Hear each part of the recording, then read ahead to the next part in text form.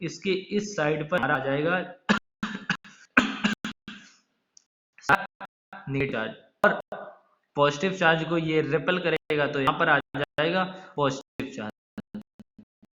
तो जब हम किसी चार्ज पॉजिटिव, अगर यहाँ पर हम नेगेटिव बॉडी लाए, पॉजिटिव चार्ज आ जाएगा, पॉजिटिवली चार्ज बॉडी लाए तो इधर नेगेटिव चार्ज आ गया, इसकी ठीक अपोजिट साइड पर हमारा पॉजिटिव चार्ज आ गया। अब हमें एक बात समझनी पड़ेगी, जो हमारी अर्थ ऑफ अर्थ हमारी सी ऑफ इलेक्ट्रॉन्स है, अर्थ के पास इलेक्ट्रॉन्स का संबंध है। तो अब हम क्या करेंगे, या तो हम अपनी बॉडी, अपनी फिंगर से इस बॉडी को टच करेंगे, तो चार्ज का मतलब यहाँ पर इलेक्ट्रॉन्स का इलेक्ट्रॉन डेफिशिएंट है, यहाँ पर इलेक्ट्रॉन कम है। जैसे ही हमने यहाँ पर अपनी फिंगर को टच किया तो हमारी फिंगर हमारी बॉडी से कनेक्ट है, हमारी बॉडी अर्थ से कनेक्ट है, तो बॉडी हमारी कंडक्टर है, तो अर्थ से इलेक्ट्रॉन यहाँ पर आ जाएंगे। इलेक्ट्रॉन अर्थ से इस अर्थ से इस पॉजिटिव चार्ज की प्लेस पर जो इलेक्ट्रॉन है, इस प्रोसेस को हम लोग बोलते हैं अर्थिंग। ठीक, तो जब हमने इस न्यूट्रल बॉडी की अर्थ कराई तो अर्थ से इलेक्ट्रॉन यहाँ पर आ गए, यहाँ पर जितना भी पॉजिटिव चार्ज है ये सारा हमारा क्या हो गया, नेगेटिव चार्ज। अब अगर हम इस बॉडी को यहाँ से रिमूव कर दें तो इस बॉडी, ये पूरी बॉडी हमारी नेगेटिवली चार्ज हो जाएगी। ये हमारा है मेथड चार्जिंग बाय कंडक्शन। ठीक, अगर हम मान लो ये बॉडी पॉजिटिवली चार्ज करेंगे तो क्या करेंगे, यहाँ पर हम नेगेटिव चार्ज बॉडी लाएंगे तो फिर क्या सारा पॉजिटिव चार्ज इधर आ जाएगा, नेगेटिव चार्ज इधर आ जाएगा।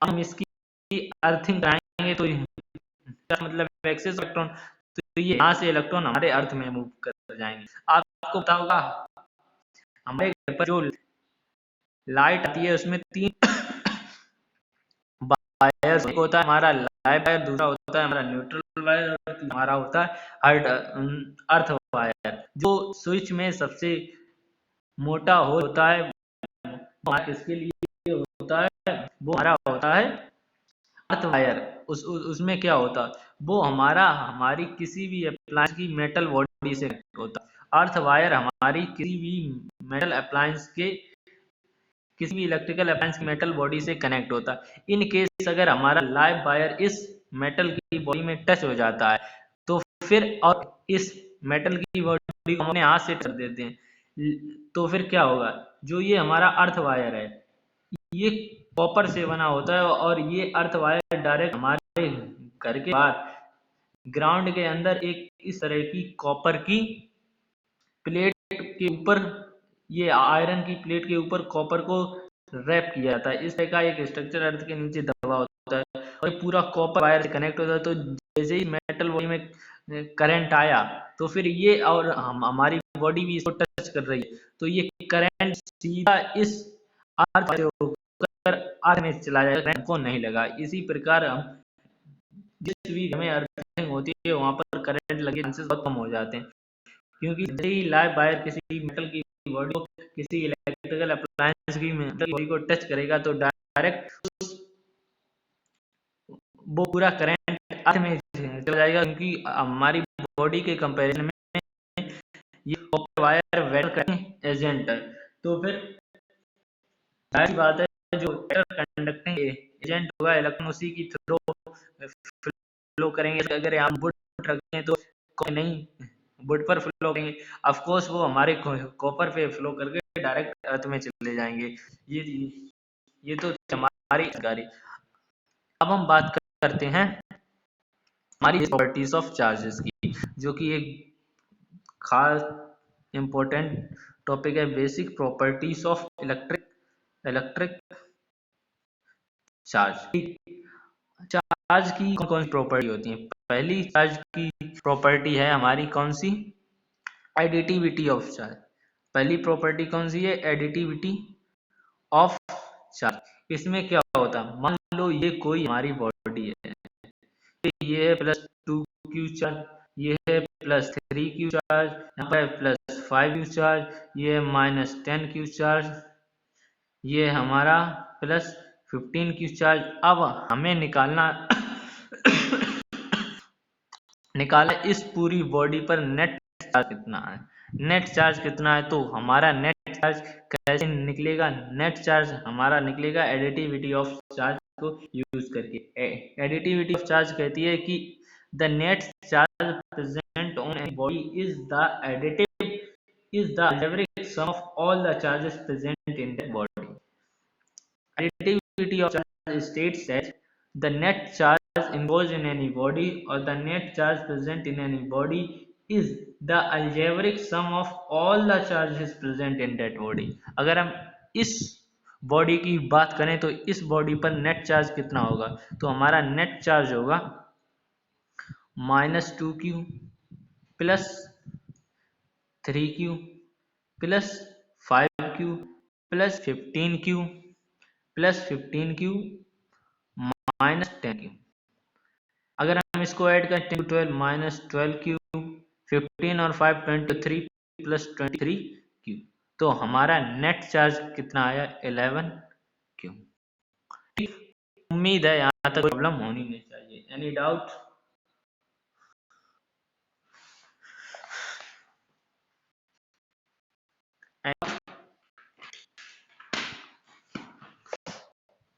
अब हम बात करते हैं कंजर्वेशन ऑफ चार्ज। हमारी नेक्स्ट प्रॉपर्टी जो आती है वो है हमारी conservation of charge.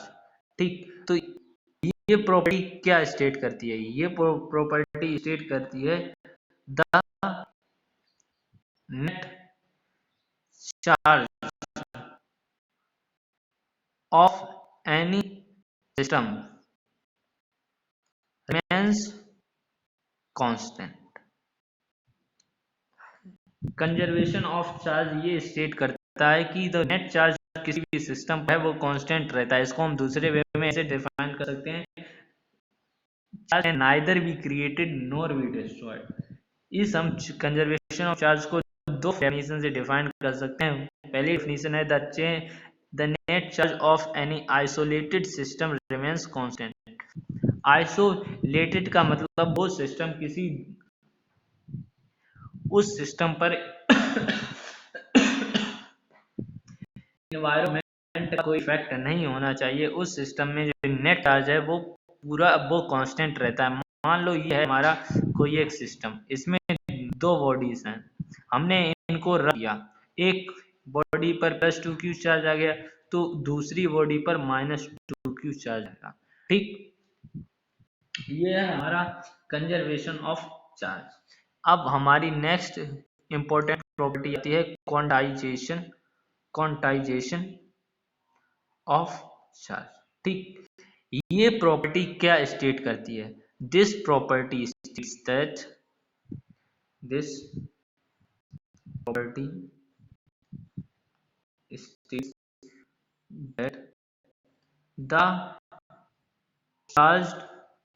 the charge transferred from one body to another is the integral multiple of charge possessed by an electron और प्रोटॉन। ठीक, ये हमारा ये स्टेट करता है अगर दो बॉडीज में कोई चार्ज का ट्रांसफर होता है तो वो ट्रांसफर इस फॉर्म में होगा Q = ±NE। ये जो हमारा N है इंटीग्रल मल्टी कोई भी चार्ज अगर दो बॉडीज के बीच में ट्रांसफर होगा तो वो कभी फ्रैक्शन में ट्रांसफर नहीं हो सकता, क्योंकि हम यहाँ पर एक इलेक्ट्रॉन चार्ज को स्मॉलेस्ट पॉसिबल चार्ज कंसीडर करते हैं। स्मॉलेस्ट पॉसिबल चार्ज का मतलब इससे नीचे नीचे हम इस चार्ज को डिवाइड नहीं कर सकते। तो जब हम एक इलेक्ट्रॉन से नीचे चार्ज को डिवाइड नहीं कर सकते तो क्या 1/2 इलेक्ट्रॉन पॉसिबल है? बिल्कुल नहीं पॉसिबल है। क्या 3/2 इलेक्ट्रॉन चार्ज एक बॉडी से दूसरी बॉडी में ट्रांसफर नहीं किया जा सकता, क्योंकि ये हमारा आएगा 1.5। 1.5 एक इलेक्ट्रॉन तो ट्रांसफर हो सकता है, लेकिन ये 0.4 ये हाफ इलेक्ट्रॉन ट्रांसफर हो ही नहीं सकता, क्योंकि एक इलेक्ट्रॉन से कम का चार्ज ट्रांसफर ही नहीं हो सकता। इसीलिए जो हमारा नेट चार्ज एक बॉडी से दूसरी चार्ज बॉडी में जो चार्ज का ट्रांसफर होगा वो हमारा इंटीग्रल मल्टीपल होगा एक इलेक्ट्रॉन चार्ज के। कोई प्रॉब्लम होनी तो नहीं चाहिए। ठीक, अब आता है मजा। अब हम एक क्वेश्चन, एक धमाकेदार लाजवाब क्वेश्चन एक सॉल्व करके देखते हैं। हमारा क्वेश्चन एनसीईआरटी की बुक से है। क्वेश्चन है, if 10⁻³ electrons move out of a body to another body every second, how much time is required to get a total charge of 1 coulomb on the other body? ठीक, question हमारा है कि अगर एक minute में अगर 10⁻³ electron एक second में एक बॉडी के बाहर जाते हैं, तो हमें यह फाइंड करना है कि एक कूलाम चार्ज कितनी देर में बाहर फ्लो करेगा। अब you know the answer?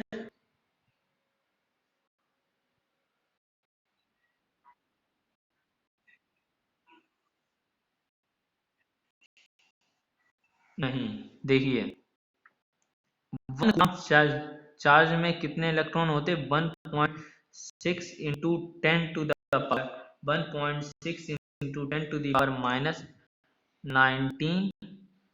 1 electron में कितना चार्ज होता है? 1.6 इंटू 10 टू द पावर -19। अब हमें फाइंड करना है एक कूलाम चार्ज में कितने इलेक्ट्रॉन्स होंगे सबसे पहले। तो हम कैसे फाइंड करेंगे? 1 coulomb equal 1/1.6 into 10 to the power -19 electron. ठीक, इससे हमारा आएगा 1 coulomb equal to 6.25 into 10 to the power 9 electron. 6.25 into 10 to the power 9 ये आएगा। एक सेकंड रुको, कैलकुलेटर से कैलकुलेट करके देख लेते हैं।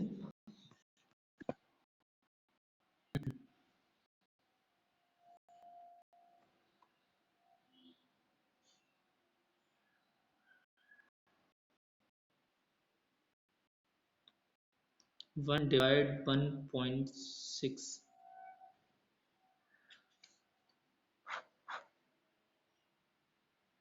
1 coulomb equal to 0.625 into 10 to the power -19 electron. ठीक, ये हमारा आया एक कूलाम चार्ज में हमारे कितने इलेक्ट्रॉन्स फ्लो करने चाहिए? 0.625 into 10 to the power 19 electron, कि 6.25 into 10 to the power -18 electron. ठीक, अब आपके मन में देखिए, हमें कोई भी आंसर लिखना हो, अब अभी ये वैसे आंसर नहीं आया है, लेकिन अगर हमें कोई भी आंसर लिखना हो, एक बात का हमेशा ध्यान रखना होता है कि जो साइंटिफिक नोटेशन में अगर किसी को लिखेंगे तो उसके एक डिजिट के बाद हमारा डेसिमल आना चाहिए और बाकी हमारे पावर्स में होनी चाहिए। तो 1 कूलाम चार्ज में 6.25 into 10 to power 18 electron flow करने चाहिए। ठीक, अब हमें लेते हैं क्या अगला पेज बेस्ट करेंगे। 10⁻³ इलेक्ट्रॉन एक सेकेंड में इस बॉडी से बाहर जाते हैं। कितने? 10⁻³ इलेक्ट्रॉन। तो 1 सेकेंड में कितने 10⁻³ इलेक्ट्रॉन जाते हैं। अब हम तो एक इलेक्ट्रॉन कितने टाइम में जाता है? 1/10⁻³ सेकेंड। अब हमारे एक कूलाम चार्ज में कितने इलेक्ट्रॉन है? 6.25 × 10⁻18 इलेक्ट्रॉन। कितने? 6.25 × 10⁻18 इलेक्ट्रॉन। अब हम तो ये कितने टाइम में जाते हैं? एक इलेक्ट्रॉन में 1/10⁻³ सेकेंड लगता है। तो 6.25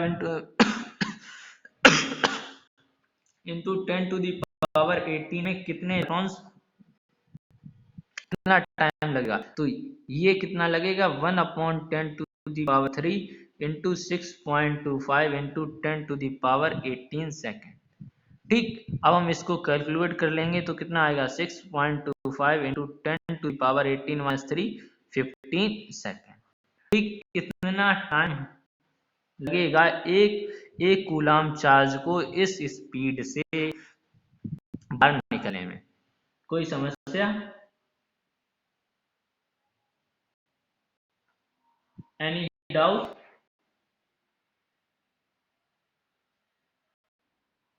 नो? तो बात समझ होगी। ठीक, अब हम बढ़ते हैं आगे। एक और एक क्वेश्चन जबरदस्त जबरदस्त।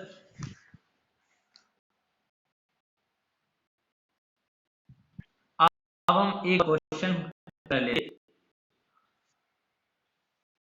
So let's finish it. If you attend the coaching, then no problem. But tell me one thing: are you understanding all the things that I am teaching?